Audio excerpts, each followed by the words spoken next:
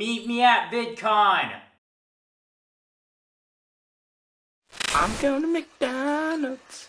I'm going to McDonald's. I'm going to McDonald's.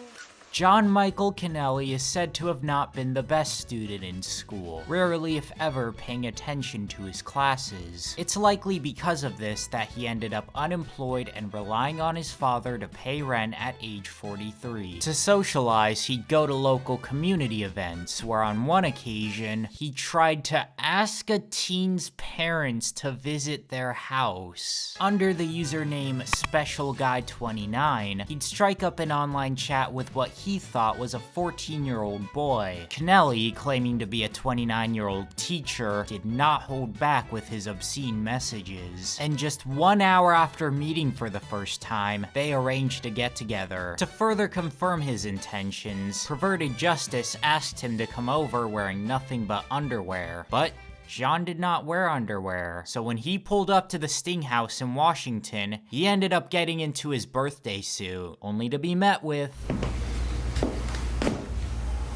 Chris Hansen. Could you explain yourself? I'm sorry. The show hadn't quite taken off yet, so John assumes Chris is the boy's father. Your son IM'd me, and he told me to come on over. That's how you know this is old, when the term DM wasn't invented yet. How old are you? I'm 29, sir. 29.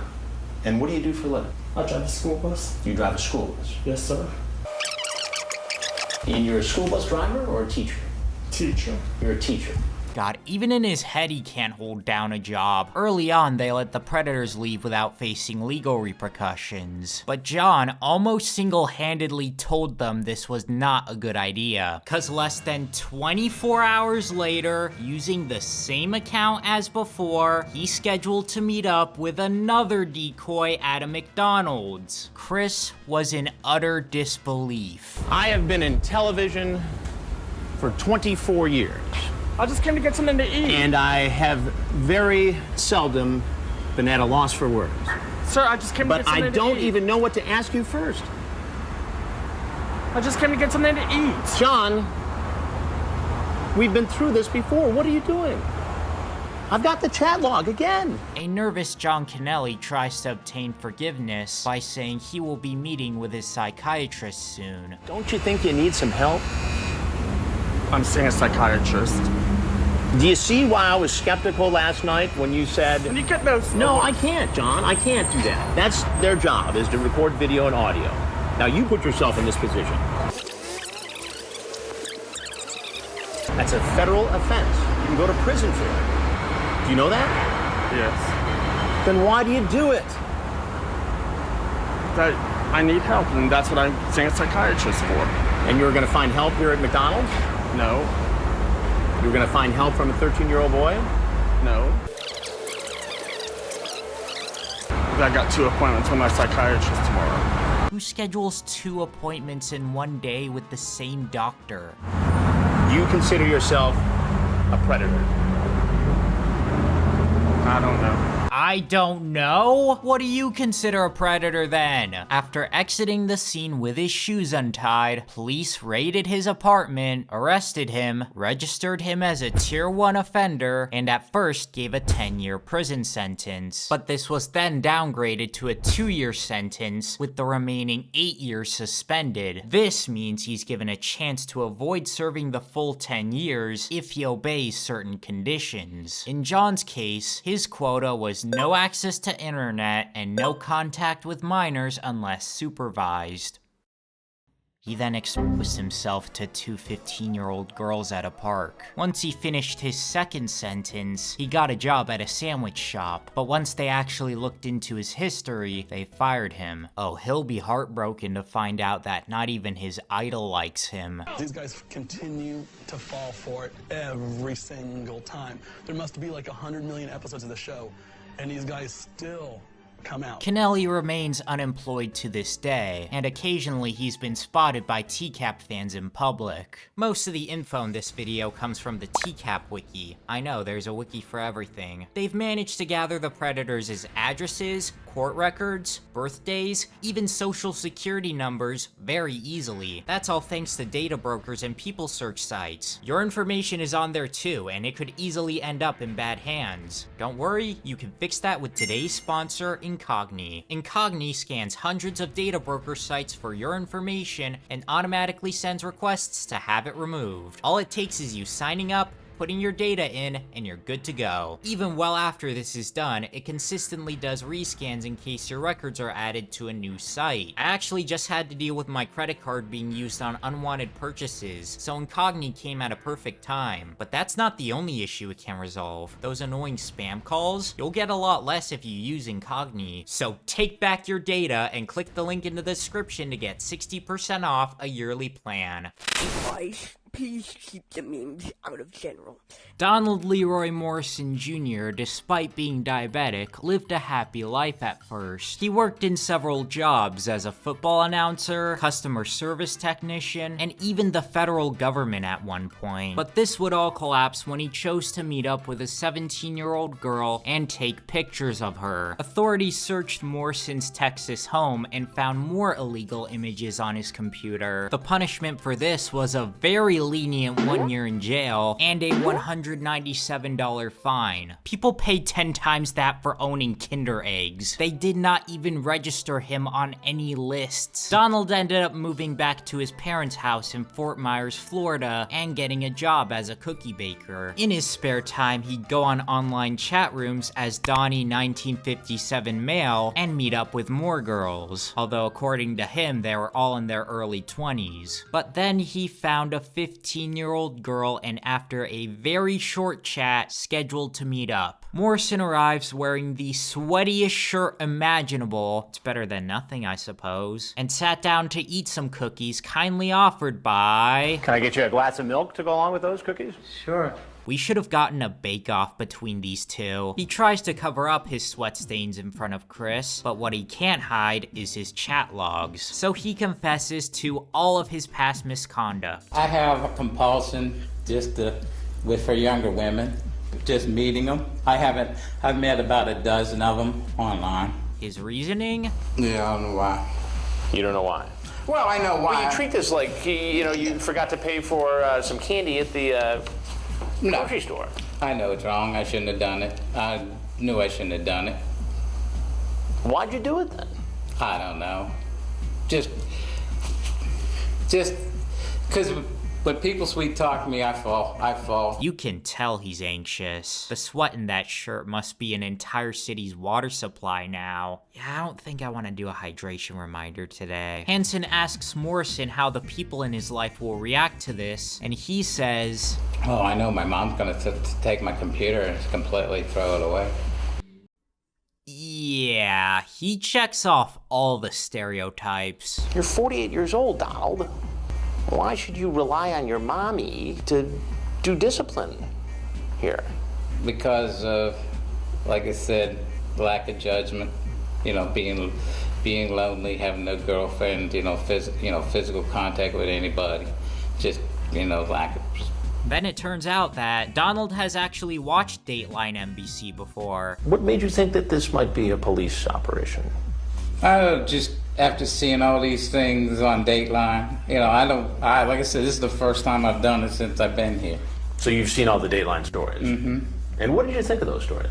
I thought some of them were pretty bad. I saw the one where they were coming over for and stuff like that, you know. And I'm not really into, this is probably considered that. And I know this is probably going to be on Dateline too, so go ahead and put it on. Well, you know who I am. Yeah. I'm Chris Hansen with Dateline Right, NBC. I understand. I recognize it from the voice. And everything you've just said and done has all been recorded. Okay. Before leaving, he thanks Chris for making him realize that he needs help. Thank you for bringing, kicking me in the pants and setting me straight, Chris. He seems to believe that if he gets therapy, he'll dodge any and all consequences. But the police say otherwise. Get on the ground! On the ground! I knew this was going to happen when Dateline was in there. The way he says it, it's like he's a character breaking the fourth wall or something. During the arrest, he went into diabetic shock, so he was brought to a hospital before being charged with a measly 9 months in jail and 3 years probation. But at the very least, he was finally registered as an offender. After finishing his sentence, he went back to living with his mother. At a dialysis center, a TCAP fan in her 30s recognized him and got his contact info. The two had explicit conversations over the phone, and eventually they scheduled to meet up at Morrison's mother's house. But when the day came, nobody showed up. It was all a prank. In 2012, he got arrested again when he got caught looking at illegal pictures in a public library, a place that offenders like him aren't allowed to go to because children are present. His sentence for this is unknown, but we do know that by 2021, he was free because he'd briefly appear in a local news report about a storm. Donald Morrison has lived in Mobile Manor since 2001.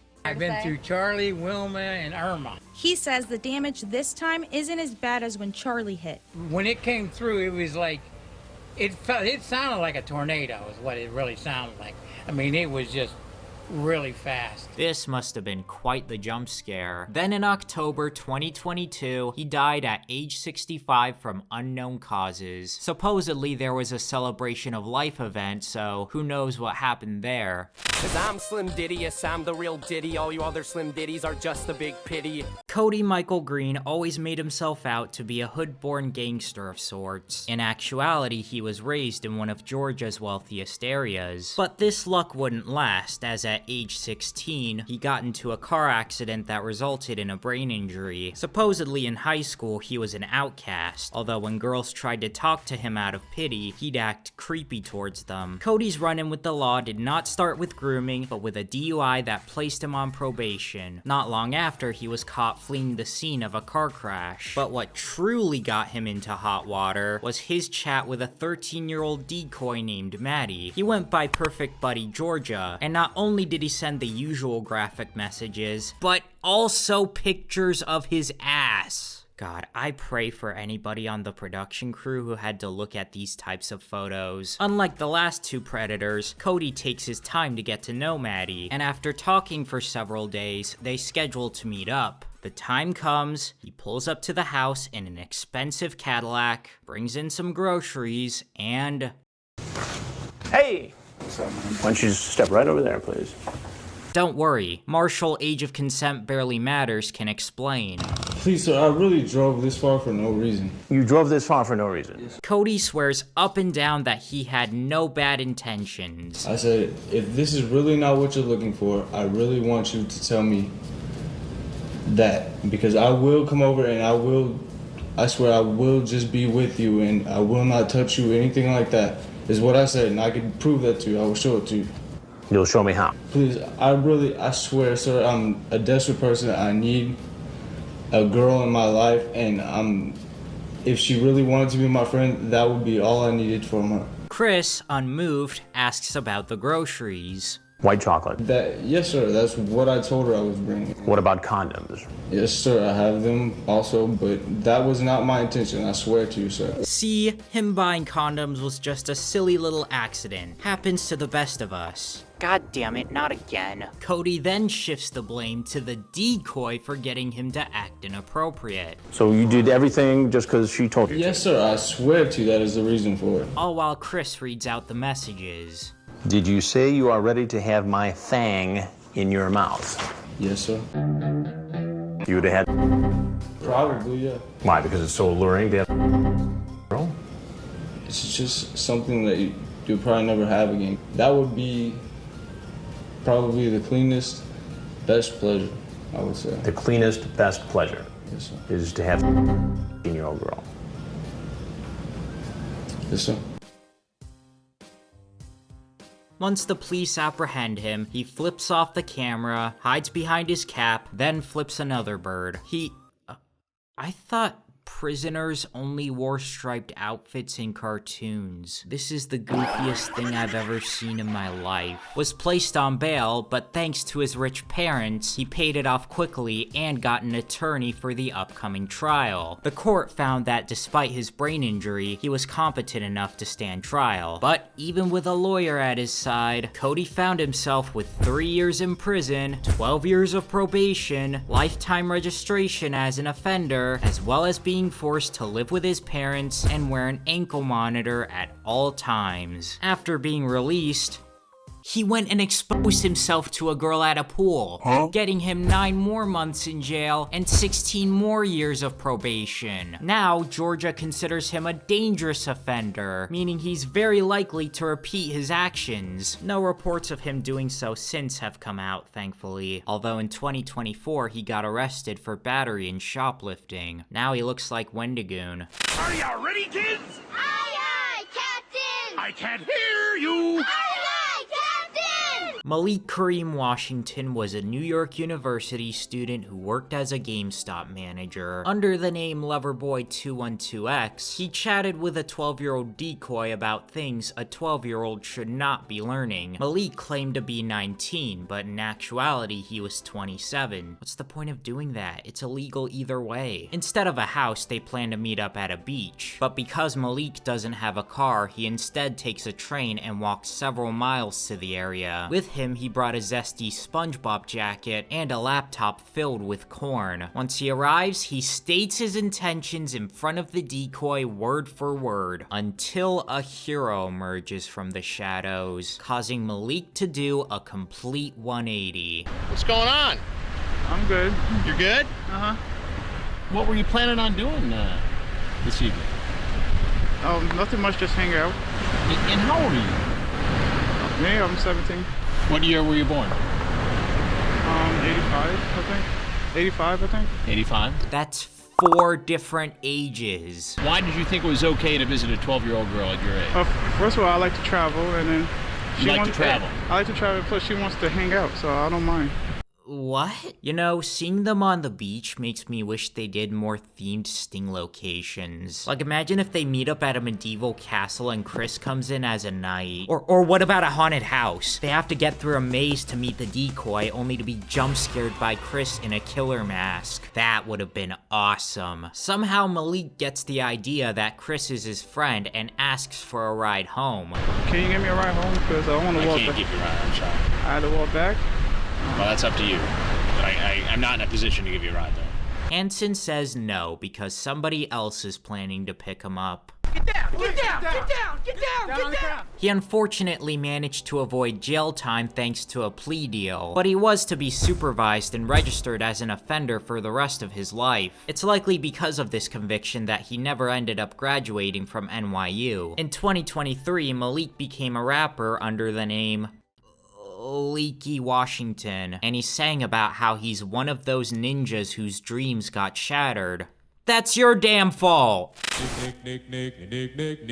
Nickelodeon! Justin Taylor Smith was a freelance editor who primarily worked at, where else but Nickelodeon, the network by creeps for creeps. He was involved with all their most popular cartoons, and even made his hair Nickelodeon color. Going by the handle Resident Smith, Justin begins chatting with a decoy named Carly. That name is purely coincidental. iCarly came out after. Acknowledges that he shouldn't do it, cause it's illegal, yet only doubles down, then makes a plan to meet up. So after a nearly 40-mile drive in LA traffic no less, Justin Smith is welcomed by guess who? We had a lot to talk about, you and I. Why don't you just have a seat right there, please? And he immediately dips. Okay. No, I need you. No. Seriously. You're going to want to talk to me. I'm sorry. Trust me on this. Now, you work at Nickelodeon, huh? No. You don't? What's your name? There is no interview whatsoever, just him getting arrested with his impeccable crocodile tears. I really wasn't going to do anything.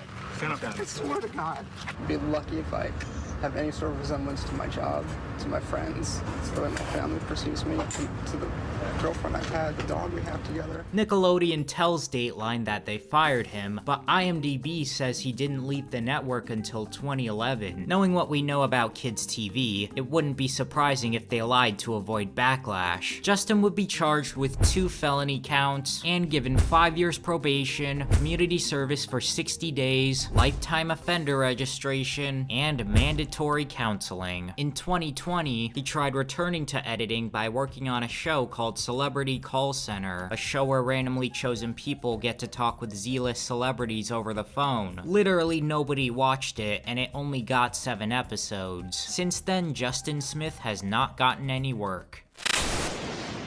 A straight white man. Michael Wilusz was a 49-year-old from Lakeland, Florida who... there is literally no other info about him prior to his TV appearance. Using the handle generic white male, that sure is a name alright, he posed as a 30-year-old and began conversing with a girl half that age. Just like the last guy, Michael recognizes that this is not okay, so he asks the decoy to keep the relationship a secret. They arrange a time for him to visit, and he heads out with sunscreen, beer, and condoms. Once he enters the house, he is greeted with the opportunity to try Chris's world-famous cookies. Come on in over here. Have a seat there. Hungry? How does it taste? Great. Wow. These are home-baked? The way this is shot has made some people think that Michael has a glass eye, with a few even speculating that he lost his real eye by serving in Vietnam. He wouldn't have been old enough to do so until the very end, so there's no way this is true. I don't blame people for thinking this though, cause he looks like an 80-year-old grandma. Is this some kind of setup or something? What do you mean? I'm just on my way to the beach. And how did you meet her? Well, of course, online. You act like I should know that. Well, yeah, I mean, it's a common thing now. Just to meet young girls online. I'll meet any women online. Then I remind generic white male that Jolanda told him she was 15. What? No way. Once cornered by Chris, he throws away the cookies, rude, leaves, stumbles on the porch, and gets taken into custody. But he, and 2 others caught in this sting operation, got a lawyer. The lawyer asked Perverted Justice to hand over the chat logs. Perverted Justice said no, so the court had to step in and coerce them into doing so. Perverted Justice then says, oh no, the hard drives crashed. Looks like the chat logs are lost forever. So because of PJ's sheer incompetence, all 3 of the suspects were acquitted of all crimes. It later turned out that the chat logs were readily available. So why hesitate? This could have been an open and shut case. The road to hell sure is paved with good intentions, isn't it?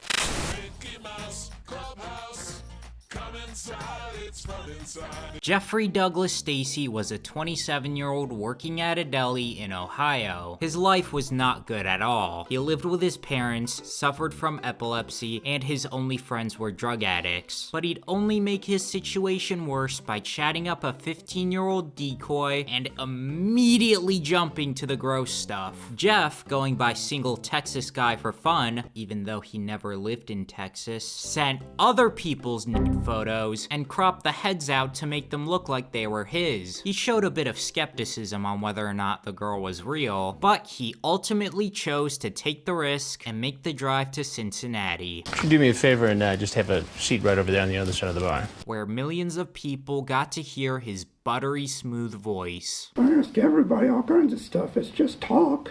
Do you What's wrong with asking questions? Mickey Mouse here deflects everything Chris tells him. For 10 whole minutes, the conversation just goes in circles. I believe she's 18. 18? Mm-hmm. And what made you think she was 18? Because I thought she said she was 18. You want to try again? You want to try again? It's like he's hosting a game show. I don't know. I really don't know. I thought she was 18. What's that say right there? What number is that? 15. 15, okay. Go ahead, sir. I don't remember. Isn't that a little convenient that all of a sudden you're sitting here talking to me and you don't remember? No, it happened probably last night. Whole 24 hours ago. So? A lifetime. Then you say, oh, you're not a cop, are you? Why did you ask if she was a cop? Because I had people who were drug friends, and they say that if you ask that they have to tell you. So the druggies told you that if you ask over the internet if they're police, they have to tell you. Yeah. And why were you worried that it might have been a police officer? I ask everybody. Just out of habit? Yeah. Well, doesn't it indicate that you're worried that if it was a police officer, you could get in trouble for what you were doing? No, because I ask that to everybody. It's talking. Talking. Yeah, but the difference tonight, Jeff, is that you went from talking to showing up at this house where you thought a teenage girl was home alone. I didn't know. You didn't know what? That she was underage. Do you want to go through the exercise again where we talk about what age is right here in the chat? No, because I don't remember. You also sent this picture of yourself. Yes, I know. That's you. And then you sent these pictures, too. Yeah. Who are they? What's all that? Just phony pictures. Just phony pictures. What were you going to do if you had showed up here and a girl was here and I was not? What would have happened? Probably a whole lot of nothing. A whole lot of nothing. Didn't bring alcohol. I didn't bring drugs. I didn't do any of that. Yeah, but what you're saying now conflicts with what you said online. It's online, though. So you just made it all up. All play, all chat. Mm-hmm. The difference is, Jeff, you showed up. Eventually, he does admit he was in the wrong and claims it was all just a misunderstanding. I mean, I'm sorry if all this happened. I'm sorry all this... It's really a misunderstanding. A misunderstanding. You know the drill by now. Chris lets him go, and the police detain him. Apparently, though, he can't even remember his age. You're 29? 25. Okay. You think? How old are you? I think I'm 25. Okay.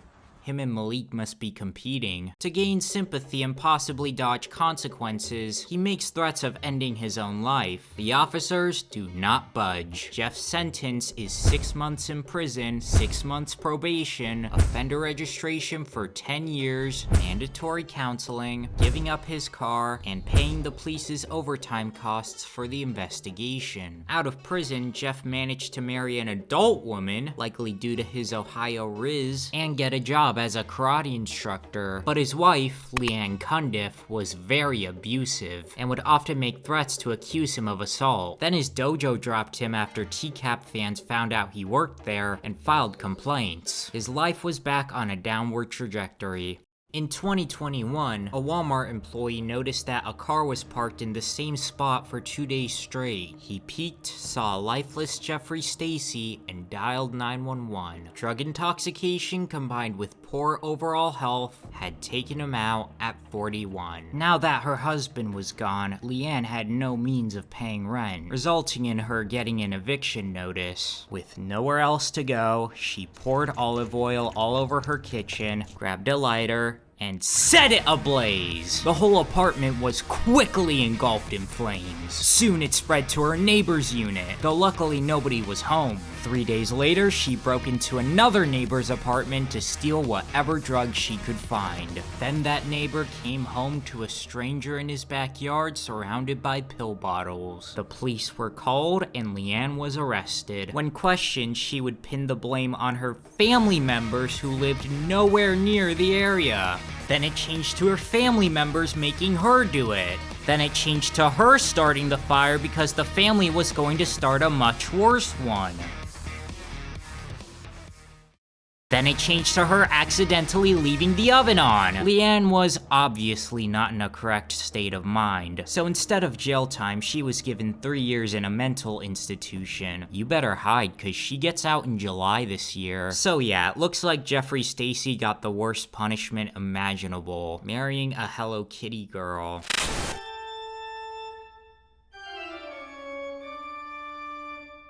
This show really isn't doing the Michael community any favors. Michael Andrew Warrecker was a computer technician looking for work in California, as he had been living off of an inheritance for quite some time. Under the username... How do I even begin to approach this? Okay, how about this? I'll show it for 1 second. Ready? Bam! Warrecker's chat log is easily the worst in the entire show. He literally fantasizes about cutting her and drinking her blood, among countless other things that I don't want to describe. Thank God he was talking to a decoy. We have a lot to talk about. Why don't you have a seat? And Chris was even kind enough to offer a substitute for blood. This is punch, right? Yeah. Apparently, Michael knew from the get-go this was a sting operation. And I knew that this was a setup because this was too convenient for this. What was too convenient? A chat room and just talking about everything that she did. Yet he still decided to show up. And how old was this person we were talking to? She said she was 13, but... She said she was 13. And how old are you? I'm 29. 29. What kind of a thing is that to say? To a 13-year-old kid? Well, she wasn't 13, was she? She said she was. Well, and I can say we're at 12. Here's what he has to say about his username. Can I... How do you come up with that? A guy-to-guy thing here, okay? It gets responses. Do you think it was funny? No. Then why would you do this? It's just something that I like to put myself into that role and talk about. And about his messages. Yeah. The way that I entertain myself is online. And I'll say anything, and I'll talk about anything. You talk about... Okay, well, people... So that's normal? Well, people do some things, man. Come on. Do you feel that you have got a problem chatting online? Sort of, yeah. Wow. And look at how they edited his arrest. What do you think should happen to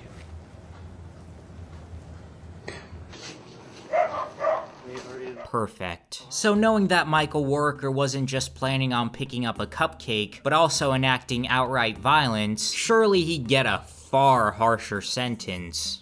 He got 120 days in jail and 5 years probation, with lifetime offender registration, but what are we even doing? He would have gotten 4 years in prison if he violated his probation, but he never did. His life afterwards was very uneventful. He moved from California to Idaho and lived there until his death in 2024.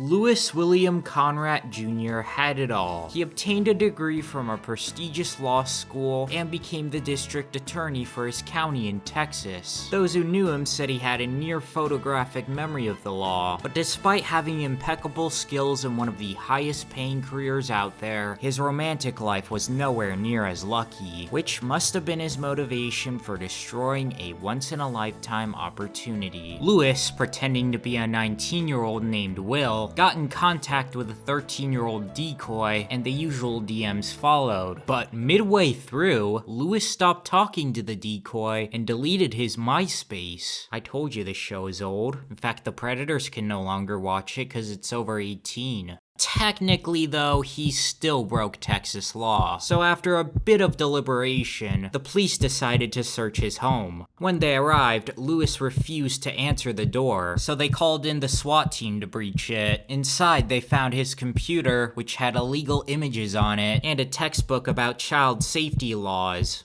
Then they entered the hallway and were greeted by Lewis Conradt, who proceeded to end his own life in front of them.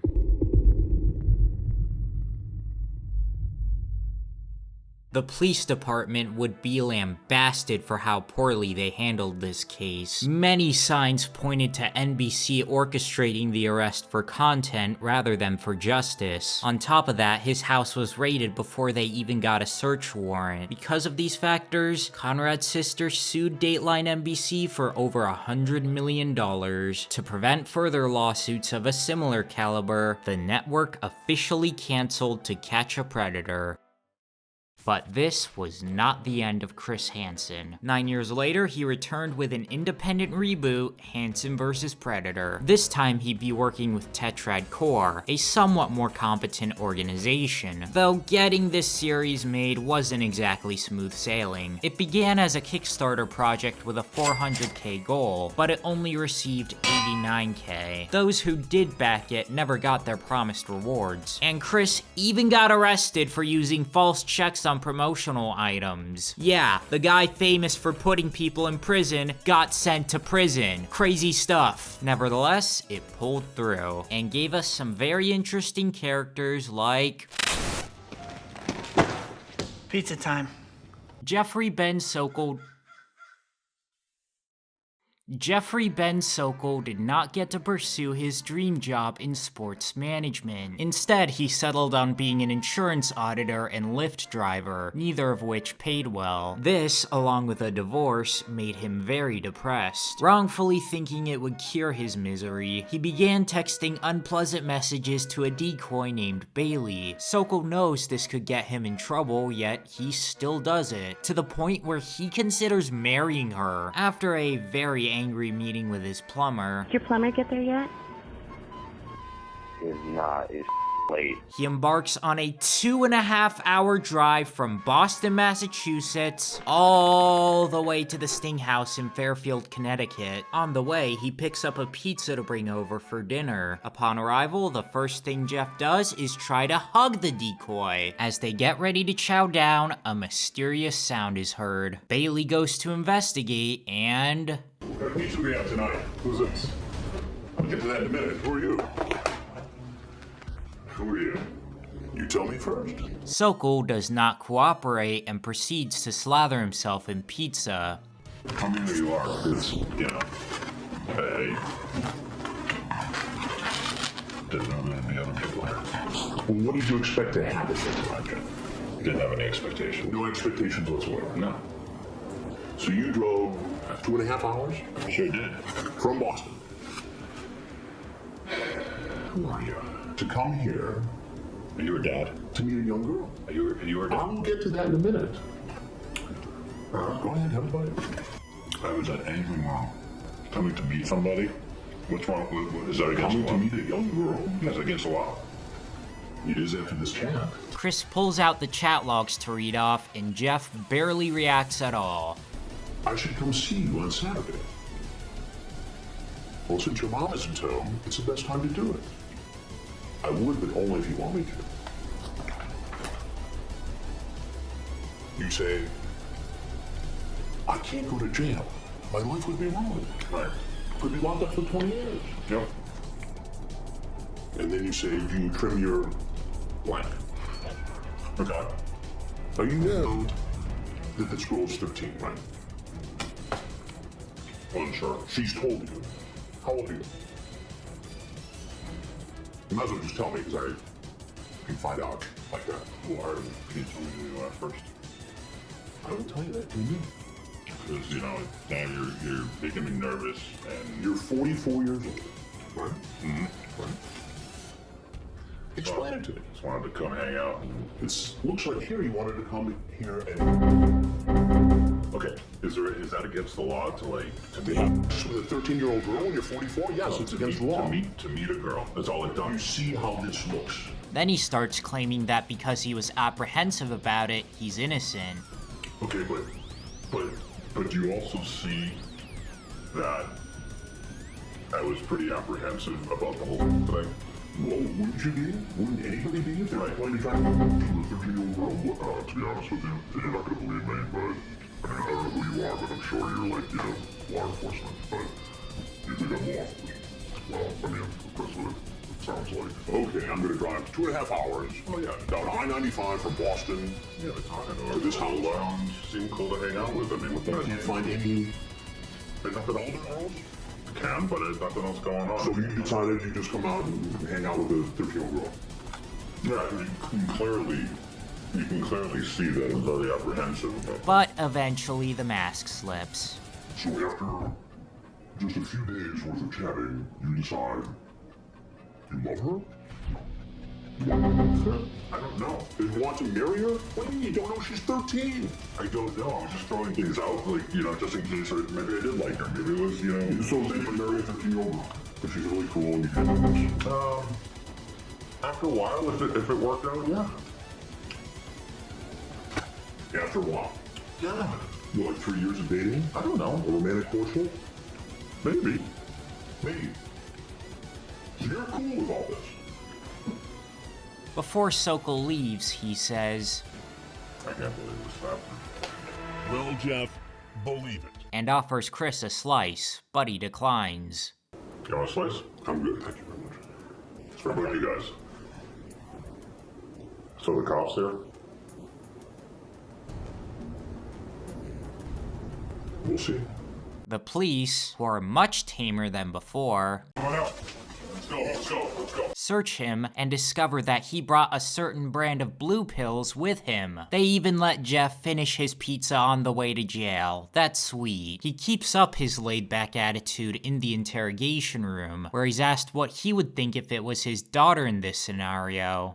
You're cool with that? Well, obviously, at first, no. At first, yeah, when they first walk in, it's not gonna be cool. But if it was somebody like me, I don't think there's a threat.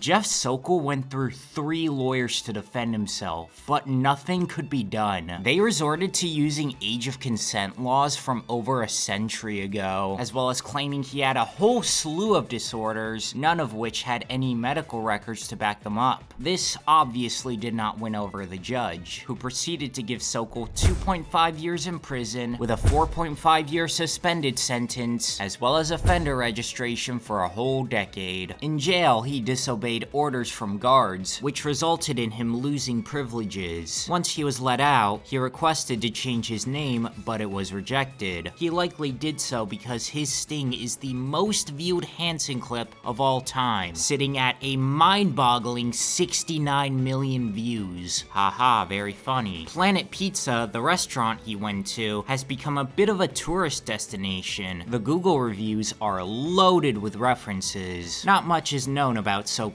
current whereabouts, though it's rumored that he lives with his parents now.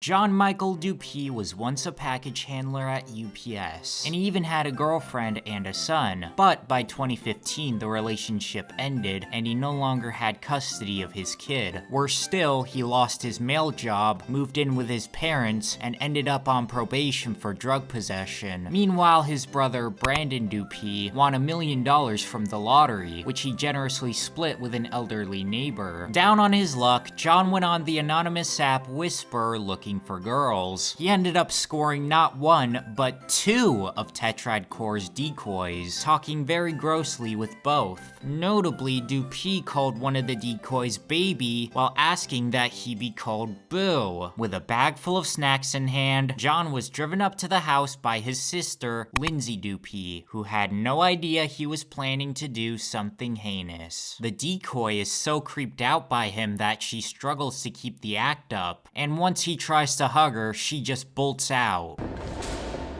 Hey, dude. Hey.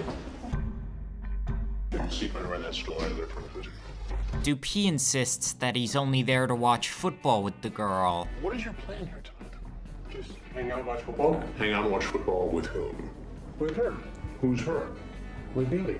And do you know how old Bailey is? She's 14. 14? Mm-hmm. She told you she's 13. Not that that matters. Mm-hmm. How old are you? 30. 30. Dupee is lying.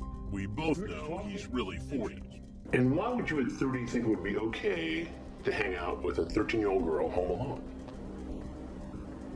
I mean, we just hit it off, friends. You hit it off with a 13-year-old girl? We were just talking. Just talking? Well, now you're here. This is more than talk. I know, we just came to hang out. You know, I brought what, get a hug? And watch football. Watch football? Yeah. Who's playing tonight? Steelers and the Ravens. He denies that he's ever done it before when... Well, who's Brittany? Who's Brittany? That was the other girl you were talking to. He has. This does not look very good for you, John. The chat, the appearance, the dark chocolate. Oh god, anything but the dark chocolate. As the questioning goes on, Dupee sweats bullets trying to convince Chris he's only there to watch football. I mean, I was gonna leave after the football game. Unless you spent the night. No, I didn't plan on spending the night. Well, you talked about having cannolis, a little dinner. Yeah. Sounds like you were gonna have a special little night with your 13-year-old date. I mean, all I was doing was just coming here to watch the game. I wasn't trying to come over here. John, you want me to read it again? What do you mean by that? Sounds like sex to me. Are we just playing with her? Just playing with her. Not playing with her, but, you know, just seeing like where she was. You're like, she was 13. Before ultimately giving up and apologizing. You're in a bit of a fix here. I'm terribly sorry, sir. With tears in his eyes, John walks out worrying what the future has in store for him. In the courtroom, the audience heckled and mocked him non-stop, so the judge had to ask everyone to cool it down. That way, Dupee could receive his 3 years in jail, 10 years on probation, and 10 years registered as an offender peacefully. While John was in prison, Brandon had gotten caught drunk driving, resulting in his license getting revoked. Immediately after losing the right to drive, he got into a car with Lindsay, stepped on the gas, and crashed into a tree, killing both siblings. Out of jail, John's parents refused to let him stay at their place, meaning his only option was a homeless shelter. Eventually, he was able to move into a group home, but this did not last long, because he'd land himself back in prison for violating his probation. Once that sentence ended, he relocated to a center for recovering drug addicts. Then he violated his probation again, so he is currently serving his 3rd sentence. If he's this incapable of learning lessons, there will definitely be more in the future.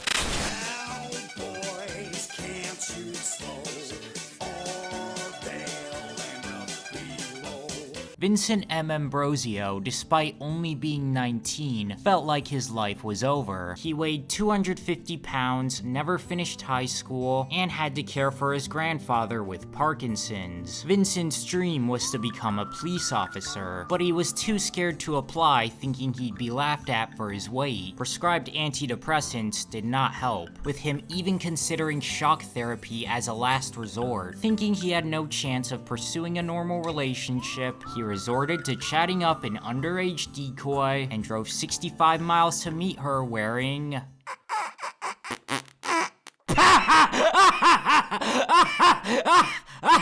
Our Western outlaw here tries to wrangle the decoy, but fails just like the others. Shouldn't you have a lasso with you? Like, forget how cold it gets every winter and then it hits and... I'm moving south. Where to? I want to go towards, like, Texas, the desert. Oh my god, he is 100% serious about his cowboy aesthetic. Unfortunately for him, he's on a wanted poster now. Hey, Tex, how you doing? How you doing? Why don't you come over here and have a seat at the store, please? Yeah, I kind of figured. The interview that follows is unlike anything Chris has ever seen. You know what? I have nothing to live for anyway. Well, what do you mean you have? Life's a mess. Why is it a mess? I failed high school. I have no motivation to finish it. None of the pills about work. What do you do for a living? I don't have a job. I'm a fuck up. I know.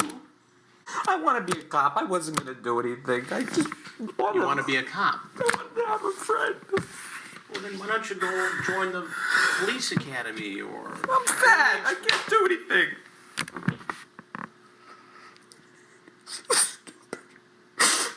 Look, I had a father who was overweight. I get it. It's tough.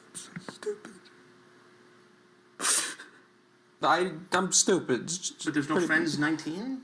20? I have one friend. He's always working. Nobody else. Look at where I dress and stuff. Everybody thinks I'm weird. Hey partner, you have control over the way you dress. Yeah, if it wasn't obvious enough, he's trying to manipulate Chris. He's had a history of threatening to end himself in order to get what he wants. Again, he was only 19 years old. He still had plenty of time to get his life back on track, but now he definitely can't. Credit where credit's due though. Chris does a good job of remaining empathetic while reminding him this is unacceptable. All right, listen to me. Vincent, there's some people over there who are gonna get you on the next step to get better, okay? Okay? Even if it's not exactly warranted. Stop right there, sir, please. No. Yes, we have you back. As the officers cuff him, he begs to be shot at and admits he brought a pocket knife with him. You got anything on you? Just the knife. Where's that? In the kitchen. What the fuck was he planning to do with that? In the interrogation room, Vincent talks about an 18-year-old girl named Hannah, who was in a group chat with him in the decoy. It later turned out that Hannah was just him under a different account. He also confesses to having links to Cheese Pizza on his phone. Yeah, no, there is no way anybody feels sorry for him now. True Crime Daily decided not to air his segment because it was too depressing, a decision that Chris heavily disagreed with, though eventually he'd put it up on his own YouTube channel. Once Vincent got out, he moved into a halfway house, which is sort of a rehab for offenders like him. Did it fix him? We don't know. However, he'd be arrested 2 more times, both for violating his parole. The first was when he bought a laptop and a phone without his officer's approval. The second was when he got a job at a farm where children could visit. After all these years, he still hasn't let the cowboy thing go. Also, his wiki page lists prison inmate as one of his jobs. We're the Mario Brothers, and plumbing's a game. We're not like the others who get all the fame. Joshua R. Colon worked as a plumber in New York City. He lived with his twin brother.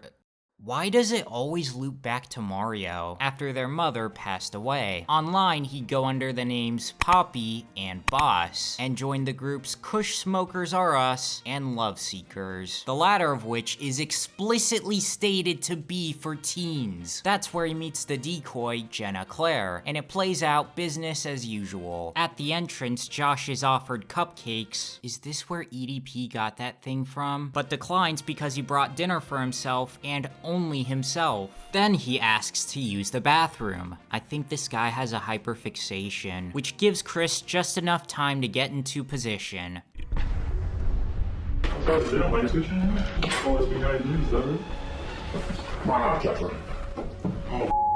Cologne ends up recognizing Chris.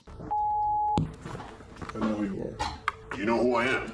Yes. So you've seen my shows before? Yeah. Well, guess what? We're starting up again. And you are among our first guests. Man, even his glasses are sweating. He knows he's in deep shit. Actually, no, he'd probably like that. So he is 100% forthright with Hansen. Did you bring condoms? Yes. Where are they? In the bag. What else is in the bag? Clothes and toothbrush, stuff like that. That's it? That's it. That's all you gotta find. This guy communicates like me when someone tries to make small talk, and I respond as quietly as possible so they don't hear and I don't get sucked into a conversation I don't want. So when I come over, we'll go... Since I'm the boss. Well, Joshua. I know, that's good. Have you done this before? No. Have you ever contacted an underage girl online before? Yes. We have evidence of that, too. A 13-year-old. I mean, can't you explain to me what brought you here tonight? No. I mean, that's not right. It is not right, I know. But help me to understand it. I don't know. I don't know what was going through my mind. You don't know? No. I mean, this is your chance to explain yourself. There's no way I'm getting out of this anyway, so I'm not gonna say anymore. Before leaving, he has one final request. Can I use the bathroom? Because I've been holding it for quite some time. You just used it. The fuck is wrong with you? Do you need a colonoscopy? Well, unfortunately for him, he doesn't get to go number 2, but instead number 12. Though they are nice enough to give him Chinese takeout while he prepares to drop some real turds. Is 12 an age that you're comfortable with? That's your preference, or? I date all ages. What? Huh? I can't hear you. I date older and younger. I mean, not younger than 12, but, 12 and up. He says it so casually. I mean, that was someone older than 12. How old? 15. When was that? Yeah, a few months back. Yeah, I talked, but I never actually went to anything because I was always afraid. Of what? To be like on that guy's show. That's what you were afraid of? Can't say that I blame you. What exactly, if you could erase him from walking into the kitchen today, what do you envision yourself doing right now if that hadn't happened?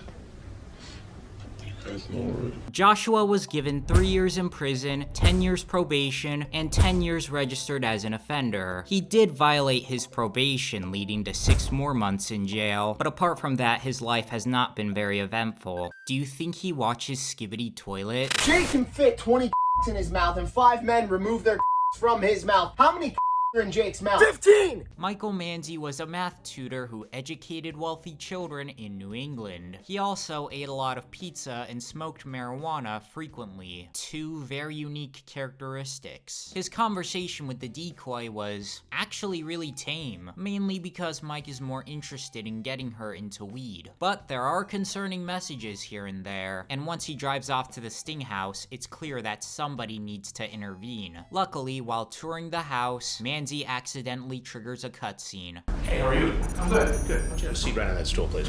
Sure. Mike asserts that he's only here to protect the girl from predators. Thank God we have him around. What are you doing here today? Well, I'm here because I was slightly concerned. Concerned about what? Well, concerned because she's talking to people that are a lot younger, a lot older on the website. Now, why were you so concerned about a 13-year-old girl? Well, she's talking to other people that are obviously the same age as me. And how old are you? I'm 32. You're 32? Yes. So you came over to make sure she was okay? Well, I came over just to make sure that everything was fine. Everything was okay. I was not. So you were going to search the house just now to make sure they're what? Well, that's what I heard. Well, I mean, I don't know. She could come. She could be here with a group of people, for all I know, and she obviously was. I mean, don't you think? Don't you think that would be like a safe idea? What was today's lesson supposed to be? Today's lesson for me? Today's lesson for you. Today's lesson for me was to not, unfortunately, really worry about other people. Now, you're a tutor, correct? Mm-hmm. And who do you tutor? I tutor our these ages, older ages. What do you tutor them in? Mathematics. Mathematics. Mm-hmm. What about smoking marijuana? Well, I mean, that's not really something that I try to tutor people in, but still. It seems like it from the chapter. Well, you're cool and cute too. I just know I could get in trouble even talking to you. Well, yes, of course, but you know, look, may I please leave? I'm not. Okay, I have some more questions for you. Throughout the exchange, he pleads like a submissive Discord kitten to be let go. Are there police outside? I'll get to that. Please, sir, can you please just tell me? Because I really can't. Then Chris Hansen reveals himself, and Manzi refuses to believe it's actually him. There's something you need to know. Is there cops? There's something you need to know. Please. I'm Chris Hansen. No, you're not. Yes, I am. No, you're not. Yes, I am. Please let me go home, guys. Though he is familiar enough with Hansen to know what will happen if he leaves, but there is nothing he could do about it. I know what's going to happen, sir. I really can't afford to do this. I can't. I'm really not here for any malintent. I really can't. Please do not. Look at the chat. I really just want to. Please let me go home, guys. I'm going to get arrested going that way. Please. No, I can't. I can't. I won't. Please. Go this way. Please, man. Guys. Oh, this is horrible. This is horrible. Imagine if a predator just stayed there. Do you think Chris would give up if he had to wait too long? And would the food in the house's kitchen be enough to feed everyone? How long could they live off of it? Is anyone gonna order Uber Eats? Anyway, Michael does not comply with the police's demands. Leave your hand behind your back. Hands behind your back. Listen, follow the instructions. Just follow the instructions, okay? Just calm down. Just follow the instructions. We'll explain everything. No, just relax. So they have to draw a taser gun to get him to behave. Throughout the interrogation, he fidgets and bites his nails, all while the detective fails to confirm if he had intentions of diddling or not. So his only charge was getting a minor to smoke marijuana, resulting in 3 years probation. I thought it'd be like 10 life sentences, because weed is the bubonic plague according to the law. But we do in fact live in a just society where being a PDF file is more frowned upon than the most mild drug out there. Still, his appearance on Hansen's show was enough to get him blacklisted from tutoring, so he moved back in with his parents and got a job at Petco. His last known sighting was on a felony dating site. Yeah, those exist apparently. It's unknown if he ever got any matches though. What are you? An idiot sandwich. Idiot sandwich what? An idiot sandwich, Chef Ramsay. We started with a gay sandwich maker, so why not end with a gay sandwich maker? That way the video is structured like a sandwich. Jesse Velez was the manager at a Jersey Mike's, which he took up after a robbery at his cell phone business. Despite already being engaged, Velez went on Grindr under the name Jose and matched with a 13-year-old named Jason. Grindr is 18 plus, so we have an adult pretending to be a minor, pretending to be an adult. It does not take long for the chat to turn dark, with Jesse expressing a desire to live with Jason. Well, joke's on him, cause once he enters the premises, he'll find out that Jason is actually this guy. I don't have 19 yet. Sorry, only 13. My mom keeps having a purse. Who lives here? Who lives here? Oh, I live here.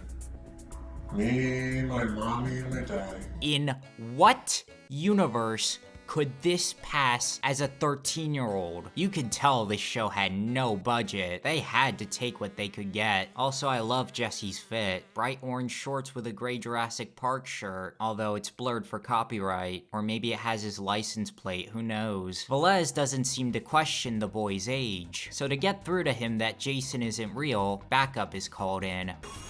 Tap it. Nothing. What was your plan? Clearly he must have dementia, cause he also can't remember what he sent to the boy. Nothing actually, just to hang out. Yeah. He was a 13-year-old boy. You sent the picture of him. I did. I did? Yes. Ooh. I didn't mean to do that. Ooh, it was right. Yeah. What's this? Nancy? Oh my god, I did not know I even sent that. Ugh. Yeah, I did not know that. Who was right? Yeah, usually when I send a picture, like I have a bunch of pictures of me. Right. So I must have hit that, but I didn't even know why. So this was just one big mistake? Yeah, pretty much, yeah. So you had a picture of yourself out about town? Because usually I meet car. Yeah, like usually I meet. Oh, I'm sure you hit that. Yeah, because I didn't even know because I would even say like something afterwards, but I didn't even know I really sent that, to be honest. What is for? Honestly, I know it's for hookups, I really do know that, but I'm not all for that. I don't just meet people randomly and just start having sex with random people. That's not what I do. I just like to have company with me. I'm like kind of I never really had friends when I was younger. Right. So I like to hang out with people, you know, get to know them a little bit. You know, that's about it. You know, I meet people from either 13, 17, 18, 30, into their 40s, just to meet people and talk to them. Yeah, how old are you? I'm actually 27. Not true. At the time of our confrontation, Velez had just turned 28. But if you were his parents, are you going to be comfortable? I have a 6-year-old friend. I do. Yes, I do. That's a pretty big age gap. It is. It is a big at this stage. But you know what? But there's nothing wrong with that because, to be honest, I have friends that are 16 to 30. We all hang out. You know, there's no drugs involved. I don't do any drugs. But we all just conversate. I mean, there's so many similarities from other people. It doesn't matter about age. It seems Jesse is actually really grateful for this encounter. Thank you for this actual experience, actually, because it's pretty interesting, actually. He talks about it like it's a museum exhibit. He's enjoying himself so much that he stalls for time before he leaves. Can I leave? You leave it. Okay. Okay. This is very awkward and very embarrassing for me. I'll talk to you in private if you like. Wait. This is what I was just talking about! Oh my god, I'm on the edge of my seat. How long is he gonna last?